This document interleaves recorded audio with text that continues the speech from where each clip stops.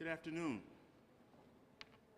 My name is Stephen Mahan. I am the Grants Director for the City of Milwaukee, but also serve in the capacity of the Emergency Management Team for the City of Milwaukee, and was integral in some of the evacuation efforts with the community within a corridor. I just would like to start off as a precursor to this presser. I would like to reiterate comments made this weekend and the onset of this evacuation effort. The responsibility and the limit of scope for not only the City of Milwaukee and our friends at the State of Wisconsin, the Department of Health Services, and the Department of Natural Resources, is to protect the health and safety of our residents. At this moment, we're speaking in particular to the residents of the community within a corridor. Our role was as first responders. The long-term relationship that the residents of this facility will be between the tenants and the tenant management company of the building. Again, we want to be able to, these individuals and families and, of our community to resume their lives promptly, but more importantly, safety, with utmost safety. And that's what took place in the evacuation efforts. And we'd like to introduce now some of our friends at the State that are working with us diligently, and in particular, our DNR representative, Ms. Christine Seeger. Thank you. Hi, everybody. My name is Christine Seeger. I'm the Director for the Remediation and Redevelopment Program for the Wisconsin DNR. So DNR is the regulatory authority that oversees investigation and remediation of the environmental contamination being conducted by community within the corridor. The property that they occupy at 32nd and Center has been used for industrial manufacturing from around the 1920s until the 1980s. The DNR works in partnership with the Department of Health Services and local health agencies when health risks due to chemicals that can cause indoor air concerns are present. DNR has been reviewing information regarding the environmental investigation conducted by community within the corridor since August 3rd, 2020, when CWC reported their intentions to renovate the existing building for a residential community. The contamination found at the property includes a solvent known as trichloroethylene, or TCE. TCE is commonly used for cleaning metal parts that have been manufactured and may also have been used in paint products. The presence of TCE was documented at the property prior to CWC taking ownership of the property. When TCE vapor is in indoor air, it can pose a health risk to occupants. TCE is in the soil beneath the building. Testing done by the consultant for community within the corridor found TCE in air below the building. This is known as subslab vapor. Because of the age of the building, its long industrial use, the complexity of its construction and foundation, and the levels of high TCE and soil vapor beneath the building, vapor intrusion has been a significant concern expressed by the DNR to CWC since early input. CWC's consultant proposed and constructed a subslab vapor mitigation system, which is a series of piping beneath the building floor connected to fans that are intended to remove contaminated subslab vapor to prevent it from moving into the building and affecting the building occupants. It's important to note that DNR became aware of test results from indoor air samples taken during the system testing by CWC in February at approximately 7 p.m. on Thursday, March 23rd. The levels were significantly above established health levels, and DNR passed the results to the Wisconsin Department of Health Services and Milwaukee Health Department immediately. It's also important to note that DNR was not aware that the building had been occupied for several months until after repeated requests made for this information since Monday, March 20th. The consultant confirmed occupants were in the building on the evening of March 22nd. The DNR has not had to work with this kind of situation previously, and that our recommendations are typically implemented by the party responsible for the contamination. And I will introduce now Dr. Curtis Hedman with the Department of Health Services. Thank you, Christine. My role at Department of Health Services is to support our partners at Department of Natural Resources and our local and tribal health partners in matters that involve human health risk. In this case, I've been following the Community Within the Corridor project with the DNR for over 2 years now, and reviewing data as it comes in to make sure that it's below DNR's vapor action level, or VAL, which you might hear it called, of 2.1 microgram per cubic meter. The DNR VAL for TCE is based on EPA's regional screening levels and is also supported by the Agency for Toxic Substances and Disease Registry's minimal risk levels, or MRLs. When you're above the vapor action level, you're getting into an area of higher risk for associated human health effects. Some of those health effects include certain types of cancers. The EPA has classified TCE as a known human carcinogen, causing several types of cancer, notably kidney, liver, and some malignant myelomas. Also, and probably of more concern with acute exposure, is the developmental health effects TCE has been shown to have with women who are or may become pregnant. Those include fetal heart defect, immunological and neurological system changes, and lowered birth weight. When you're above vapor action level, the higher above that level that you go, the more the risk increases for associated human health effects. And we have to take that into account when we determine the amount of action that we're going to take to protect human health. When we have detections in the indoor air above the VAL, we have what's called a completed exposure pathway. And as risk assessors, it's our job to take steps to interrupt that exposure as soon as possible. In the case of TCE, once you're away from the TCE exposure, the compound's going to metabolize and be removed from the body within about a day. So taking that step to interrupt the exposure is key in removing that elevated human health risk. Those are the basics, and I think I could turn it over to Steve now.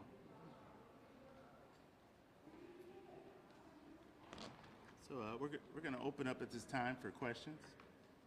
We have a panel of folks here. Hopefully we can answer everything, and what we can't get to you, we will get it to you at a later date. Are the developers here? I'm sorry? Are any representatives from the development company here? The development company was notified. We do have a event later today, but at this time they do not have someone that is representative. So no one from the development company came to the press conference? I am looking about, and I do not see anyone from, they are not up here, no. So, were there not supposed to be residents in there? Or did you guys know it was occupied? I know you mentioned that you did not know it was occupied, but were there not supposed to be people in there from the start? Or can you clarify that a little bit more? The DNR had strongly recommended in writing a number of times that the developers wait to have the building occupied until they could confirm that the vapor mitigation system was operating correctly, and that can take multiple rounds of testing once the system is running to know for sure that it's effective. So we had been very clear with them that our recommendation was that the building should not be occupied until we knew the system was effective. So you were not aware that people had already been living in this building? No, ma'am. And you did not find that out until last week? March 22nd. Why were people allowed to live here if there were such high levels of TCE and you had given strong recommendations that no one occupied that building? So the DNR doesn't have authority we don't issue occupancy permits. That's not authority that we have. We make sure that people are in compliance with the state's environmental contamination law, and we help them be in compliance with that. We provide technical assistance to them, but we're not the entity that issues an occupancy permit. So who would be that entity out of everyone here? Who allowed people to live there? Good afternoon, Erica Roberts with the Department of Neighborhood Services. Pardon me? So the department was asked to approve temporary occupancy certificates back in July of last year. At that time, the department was unaware of any of the ongoing investigation or levels of any potential hazards within the building.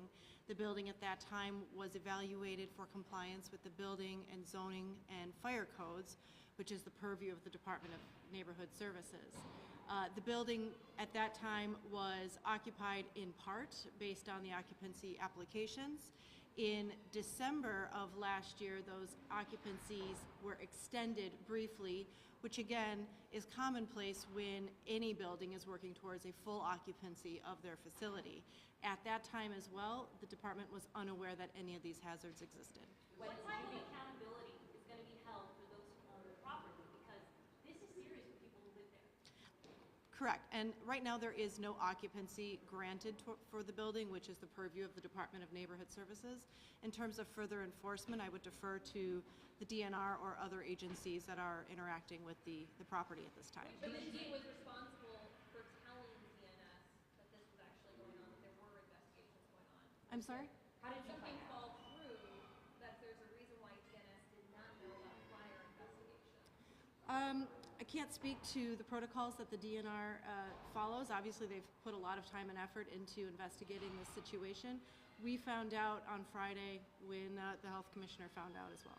Commissioner, was the full occupancy permit ever issued, or has it always been temporary? It's only been temporary. There are applications in place for full occupancy, however, they've not been issued. And would DNS ever, is there a hold for DNR on the DNS process, or how does that work? There is not a hold, no.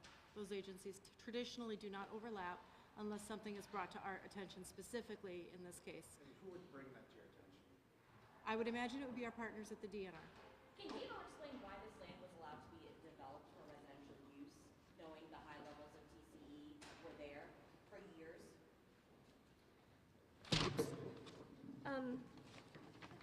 We often see that redevelopment occurs concurrently with cleanup. It can be done safely. It happens. This is another spot where the DNR can't say to someone, you have to wait until you've completed all of the environmental cleanup before you can begin your redevelopment. They often happen at the same time. It can be done safely.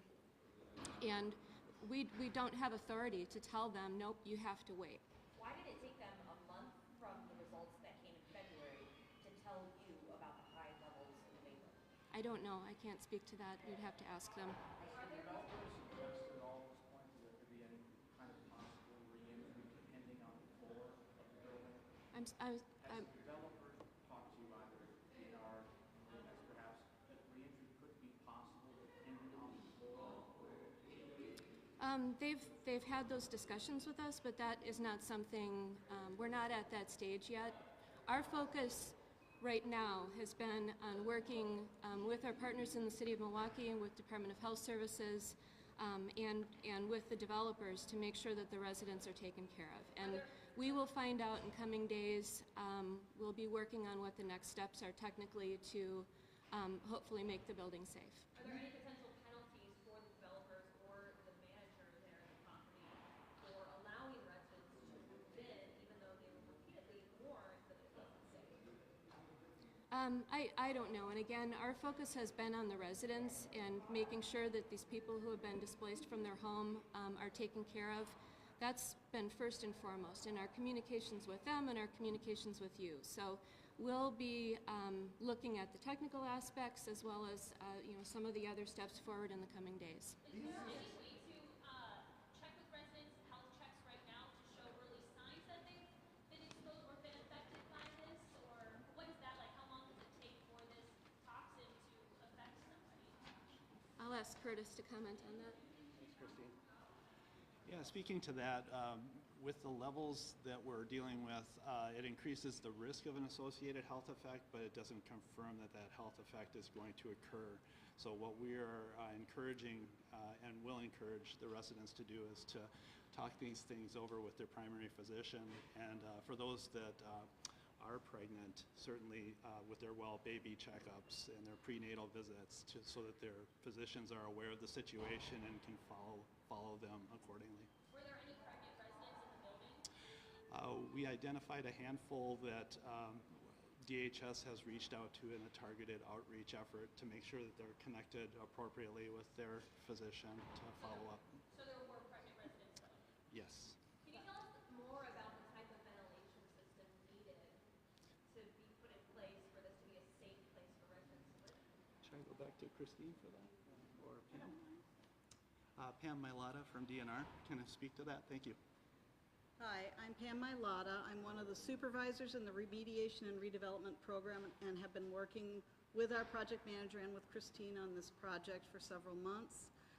I can tell you that it is the responsibility of the consultant, environmental consultant, who is designing a system like a vapor mitigation system to demonstrate that the system is functioning so that it will be protective.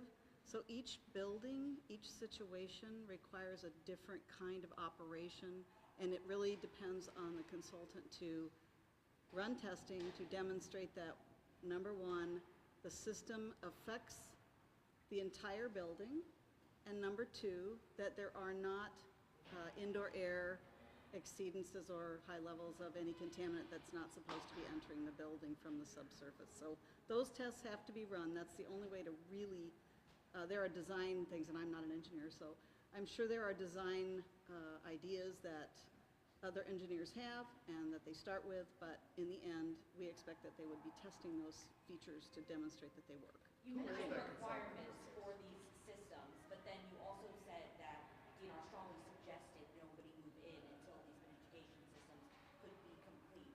That's correct. It seems to be almost condescending. Requirements were strongly suggested. I mean, at some point, there was a failure of accountability here.